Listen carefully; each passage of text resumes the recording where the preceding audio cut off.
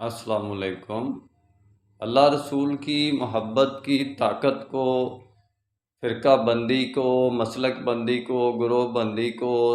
طریقت بندی کو چھوڑ کر اللہ رسول کی محبت کی طاقت کو، ایک جماعت بننے کی محبت کو ایک جماعت بنا لو۔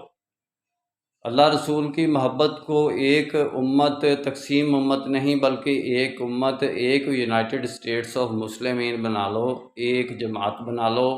ایک گورنمنٹ بنا لو۔ اللہ رسول کے ماننے والوں سے قرآن امام، قرآن سنت یہی تقاضا کرتے ہیں کہ بھئی آپ پہلے بھی ایک جماعت تھے، اب آپ تقسیم ہو گئے ہو تو اب بھی ایک جماعت بن جاؤ گے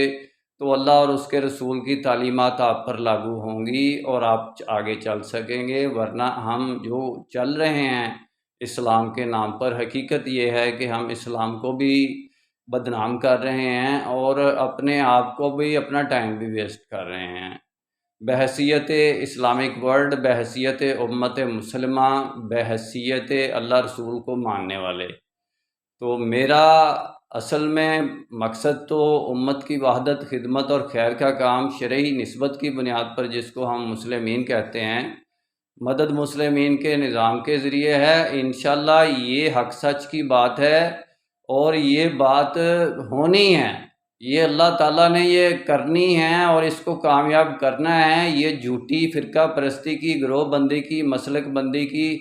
طریقت بندی کی جو جماعتوں نے دائرے لگائے ہوئے ہیں، یہ سارے کے سارے اللہ اور اس کے رسول کی محبت کے قدموں کے میں ہمیں قربان کرنے پڑیں گے۔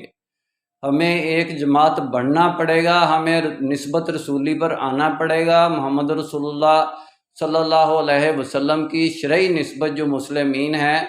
اور ایمان والوں کی بھی یہی ہے اور آپ کی بھی یہی ہے، تو یہ اس نسبت کی بنیاد پر ہمیں آنا پڑے گا، پھر انشاءاللہ ہمارے آگے سارے فلاح کے راستے کھلتے ہیں۔